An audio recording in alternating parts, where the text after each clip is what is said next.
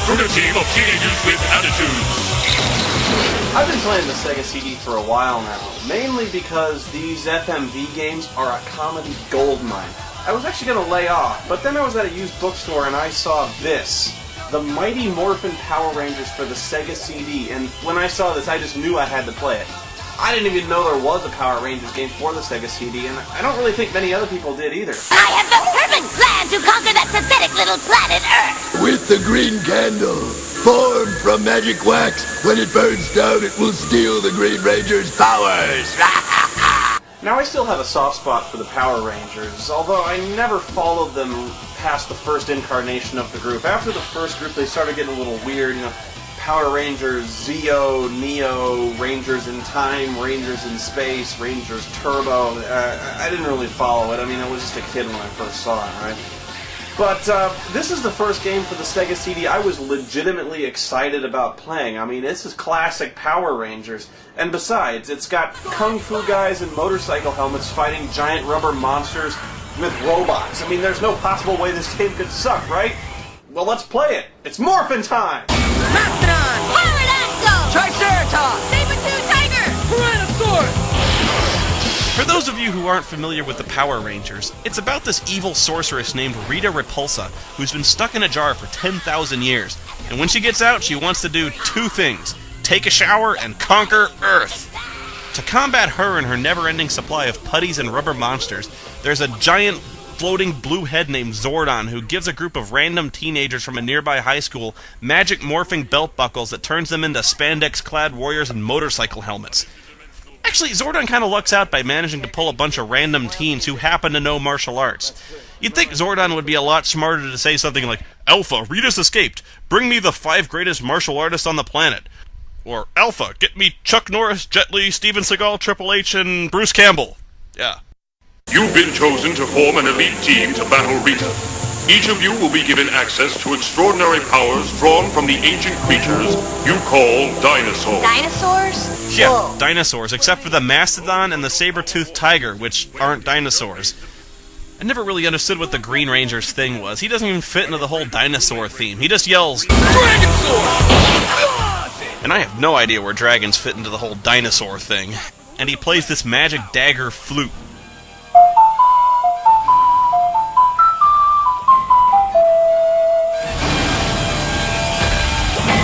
The game has 3 difficulty levels, and I immediately choose hard, because I'm hardcore and that's how I roll! The game opens up by playing the first few scenes from the first episode. In fact, the cutscenes never, ever stop. The entire game is cutscenes. It's an FMV, unbroken, from beginning to end. And it's very simple.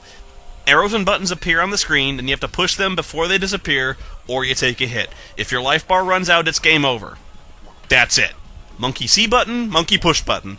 Except on the hard difficulty where it's all too fucking fast, there's no way to see these moves coming. I mean, the movie offers a few visual cues, but it doesn't really help. And worse, on this difficulty level, you take a hit for every wrong button you press, and you take an additional hit for not pressing the correct one. So when things start getting frantic, you just start racking up hits like crazy because you're falling behind, and you're pressing buttons for action triggers that just passed. God damn it! This difficulty is impossible. Maybe if I had the twitch reflexes of a 10-year-old, but I can't even get past the first fucking screen. Okay, let's just see if I can jump straight back into the action, because if I have to watch these cutscenes over and over, I'm seriously gonna fucking lose it. Okay, I skipped that one, but... What the shit?! I'm taking hits for trying to skip a cutscene? Have you ever played a game that punished you for trying to skip movies? Imagine playing Metal Gear Solid 2 and trying to skip the codec scenes, only for the Colonel to reach through the screen and slap you across the face and say, "Hey, listen, fuckbucket, I'm talking and you're gonna listen." I need scissors. 61. This is like playing a really shitty version of Dance Dance Revolution with a controller. The only way you'll ever be able to beat this game on this difficulty is by memorizing the button patterns, but that means watching the same scenes over and over again. It's the only way I ever managed to get this far. Zordon said these power morphers to give us power. Let's do it!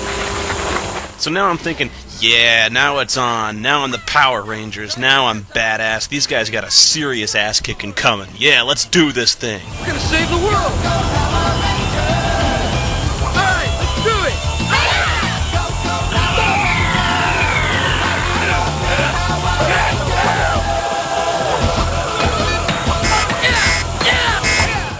come on, I'm supposed to have superpowers now, but the game just got twice as hard.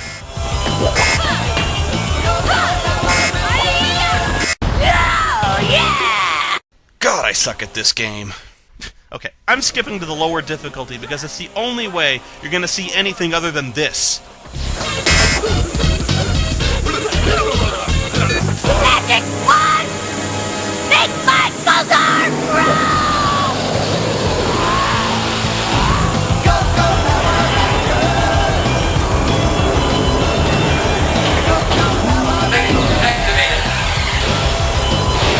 Really, you've seen everything already.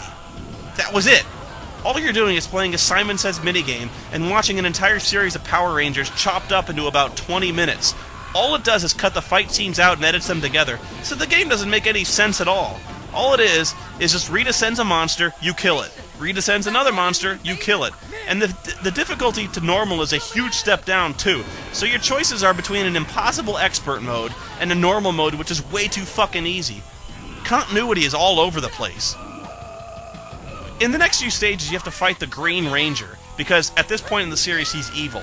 But then for absolutely no reason, this scorpion lady turns into a giant beast and attacks you. Who the fuck is she? Where did she come from? Rita also causes an eclipse, because the Megazord is apparently solar-powered, so through the entire stage, your life drains automatically. Can you imagine trying to play this on the hard difficulty, taking 3 times as many hits because you're screwing up, and your life is going down the drain automatically? This barely qualifies as a game. It's so disheartening that you have literally no impact on the game's outcome whatsoever. No matter what you do, whether you succeed or fail, nothing changes on the screen. It just plays out the same way as before. You're literally accomplishing nothing. In fact, the game doesn't even make any sense between levels. In several levels, the Power Rangers get their asses kicked even if you press all the right buttons. They'll decisively lose a fight, and all the game will say is, "Congratulations, you get to move on to the next level." In fact, at the end of one level, the Rangers' Power Zords are destroyed, and they don't ever defeat the monster. So what, was the Earth conquered? I guess not, because the next level, Rita sends another monster down just like always.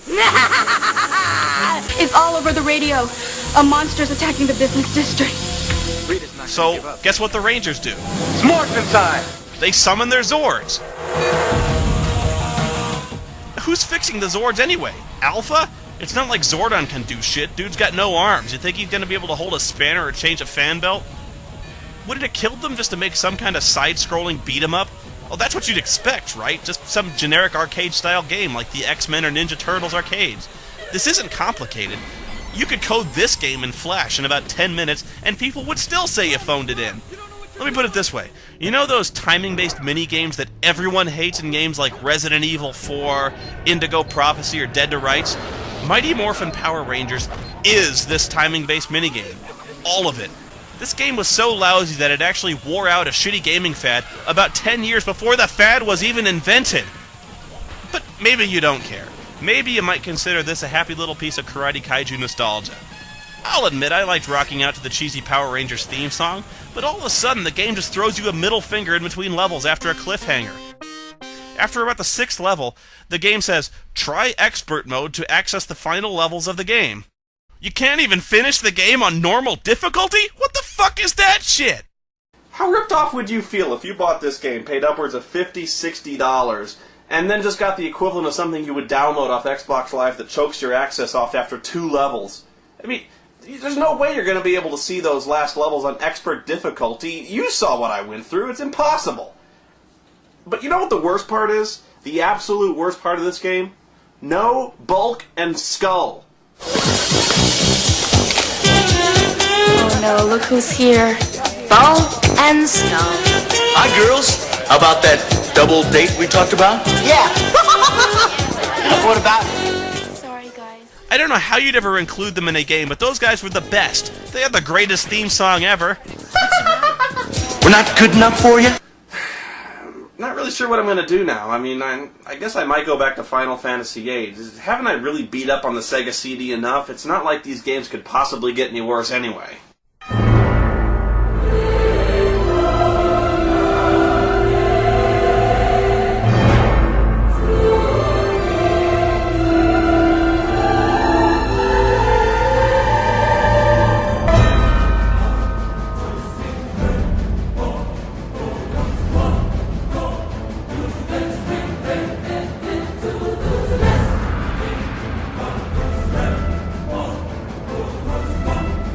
that you, Marky Mark?